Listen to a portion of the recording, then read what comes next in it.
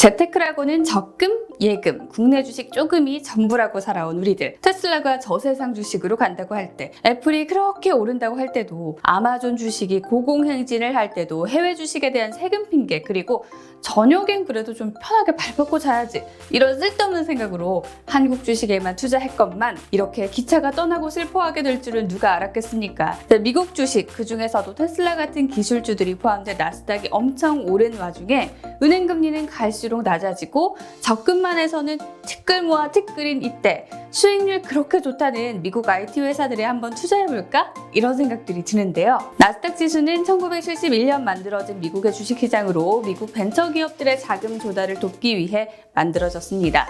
벤처의 상징인 미국의 기술주들이 많이 속해 있죠. 시가총액 기준 증권거래소 세계 2위의 큰 시장입니다. 시총 상위 1위는 애플, 2위가 마이크로소프트, 3위가 아마존인데요. 코스피 1위가 시총 약 357조인 삼성전자이고 이 세 회사의 시총을 다 더해도 삼성전자의 약 20배인 6천조에 달하니 정말 황금알을 낳는 거위들이 포진해 있는 게 아닌가 싶습니다. 주가도 정말 꾸준히 올랐습니다. 특히 1990년대 IT 버블 때 큰 폭으로 올랐는데요. 1994년 1000포인트였던 나스닥 지수는 2000년 IT 버블 때 5000포인트를 찍고 하락했다가 2016년을 기점으로 다시 상승을 해서 2017년 6500포인트, 2018년 7000포인트, 2019년 들어서는 9000선을 돌파한 데 이어 2020년에는 코로나 팬데믹 속에서 드디어 10,000포인트를 돌파하며 연일 신기록을 경신 중입니다. 워렌 버핏도 절대로 미국에 반대에 베팅하지 말라며 미국 경제에 대한 절대적인 신뢰를 드러냈었죠. 그리고 이런 신뢰와 통찰력 있는 분석을 바탕으로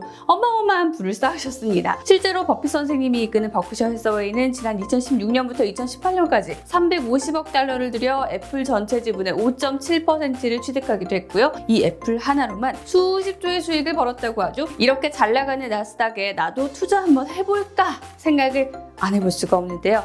투자하는 방법은 크게 두 가지입니다. 첫 번째는 직접 투자. 요즘 웬만한 증권거래 앱에서는 해외 주식을 직접 살 수가 있는데요. 제가 거래하고 있는 증권거래 앱에서도 나스닥 지수에 편입된 개별 기업들을 직접 사고 팔 수가 있어요. 테슬라나 페이스북, 아마존 같은 기업들 주식을요.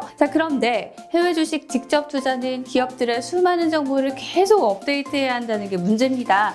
저처럼 부지런하지 못한 사람들에게는 패배가 기다리고 있죠. 실제로 최근 유독 사업개미, 해외 투자자들을 울리는 사건이 많았죠. 테슬라의 급락, 니콜라의 공매도, SK가 투자한 나녹스의 급락 등등. 기다리면 언젠가 오를 수도 있겠지만 회사 정보 찾고 뉴스 보고 그렇게 해도 투자의 위험이 있다 보니 선뜻 종목 하나를 고르기가 힘든 상황입니다. 그래서 많은 사람들이 관심을 갖는 거 바로 ETF입니다.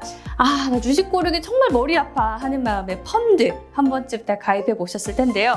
이 펀드는 우리가 주식시장에서 거래할 수가 없죠. 그냥 펀드 매니저들이 관리해주는 대로 맡기는 개념이다 보니 뭔가 빠르게 대응하고 싶을 때 대응을 못할 것 같은 그런 느낌이 듭니다. 이 지점을 ETF가 해결했죠. ETF는 상장지수 펀드라고 해서 이 펀드를 주식시장에 상장시켜서 원하는 가격에 매매할 수 있는 주식 투자의 장점을 더한 건데요. 계란을 한 바구니에 담지 않는 그런 전략을 쓰는 것이다 보니까 나스닥을 추종하는 ETF를 고르면 어떤 종목을 고를까 고민하는 수고를 덜고 나스닥 주식을 골고루 담아볼 수가 있는 겁니다. 아무래도 좋은 기업이 대형주 위주로 포진되어 있다 보니까 나스닥 ETF들은 주로 나스닥 100 지수, 그러니까 나스닥 중에서도 시가총액이 크고 거래량이 많은 100개 비금융 업종 대표 기업으로 이루어진 지수에 투자를 하고 있는데요. 나스닥 100은 지수고 나스닥 100 지수를 추종하는 ETF에 투자를 한다는 뜻이겠죠. 나스닥 100 ETF의 장점 중 하나는 ETF 자체가 특정 섹터나 제품들을 만드는 회사들만 묶는 펀드다 보니까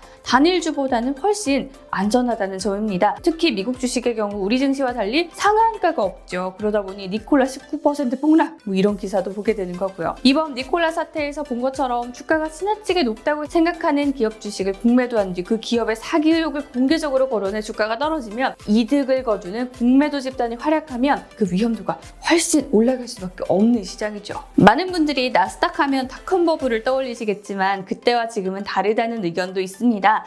닷컴 버블 때는 돈을 벌지 못하고 있는 회사가 그냥 기대감만으로 올랐다가 버블이 톡 꺼진 거라면 지금 나스닥을 주도하는 기술주들의 실적이 꽤 좋다는 거죠. 테슬라만 봐도 생산량이 곧 판매량이라고 할 정도로 수요가 늘어서 미국 전기차 시장의 80%를 점유하고 있습니다. UBS는 지금의 기술주는 버블이 아니다 라는 의견을 냈고요. 20년 전에는 기술주에 19.5%가 배당금을 지급했다면 지금은 47.2%가 배당금을 주고 있다는 것. PER도 2000년 초보다는 훨씬 낮다는 의견을 내는 전문가도 있습니다. ETF에 가입하면 소소하게 배당금도 받을 수 있습니다. 사실 아마존이나 테슬라 같은 회사들이 남기는 걸 중요시하기보다는 재투자를 많이 하고 있다는 거 많이들 들으셨을 텐데요. 그러다 보니까 크게 배당 소득에 대한 기대를 하긴 좀 그렇지만요. 2019년에 미래에셋 나스닥 100 ETF에 가입하신 분들은 주당 330원씩 분배금도 받았습니다. 2020년엔 20원을 받았고요. 작년에 200주를 보유했다면 66,000원의 배당금을 받았겠네요. 물론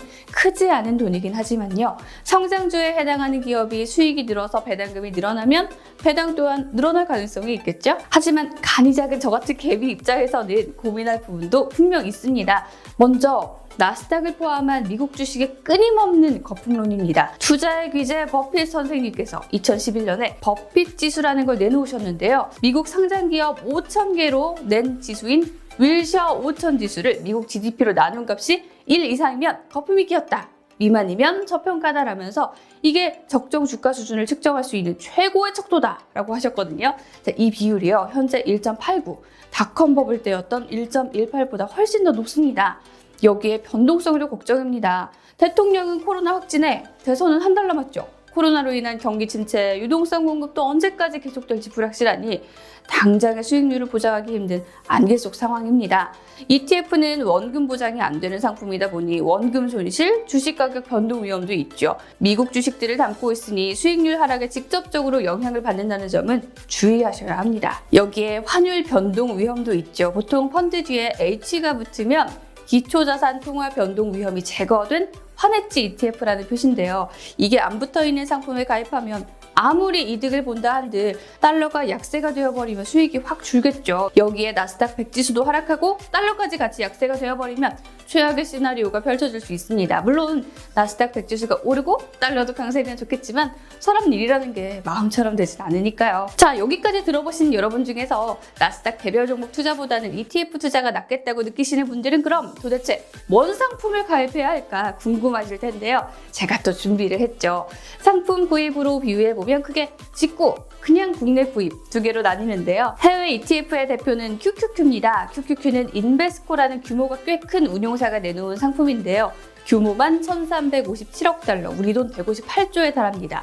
애플 약 12%, 마이크로소프트 약 11% 등 나스닥 대표주들이 비중이 크다 보니까 한 주당 너무 비싸서 투자 못하는 종목을 20-30만 원 정도에 투자 가능하죠. 닷컴버블 2008년 금융위기를 모두 이겨낸 장수 ETF인데요. 지난 10년 데이터를 보니까 대부분의 기간 동안 나스닥 종합지수보다 수익률이 높더라고요. 그런데 이걸 가입하면 환전에 불편함이 있어요. 거래 수수료도 국내보다 조금 더 높은 편이고요.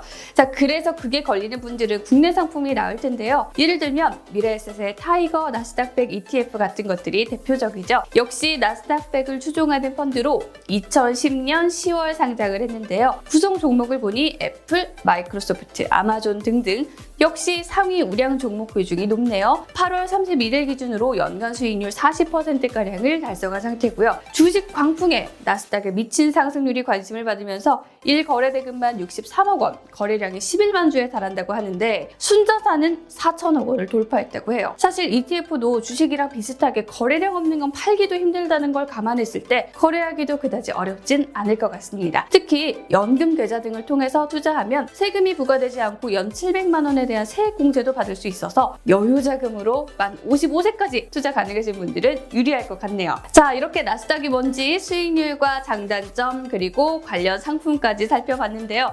결국 이 나스닥 100 ETF도 장기 투자가 중요하지 않을까 싶습니다. 물론 절대 여기에 올인하시면 안 되겠죠. 다른 자산과 적당히 섞어서 포트폴리오를 구성해 보시는 게 낫겠죠. 주식 사놓고 계속 HTS만 들여다보는 것보다는 장기적으로 미국 기술주에 대한 믿음을 갖고 ETF에 투자한다면 언택트 시대에 충분히 슬기로운 투자처가 될 수 있지 않을까 생각도 듭니다. 모두 성공 투자하시고요. 나스닥 말고 다른 관심 있는 ETF에 대한 궁금증도 댓글로 남겨주시면 기회 요인과 리스크에 대해 점검해 드리겠습니다. 끝까지 시청해 주셔서 고맙습니다. 안녕.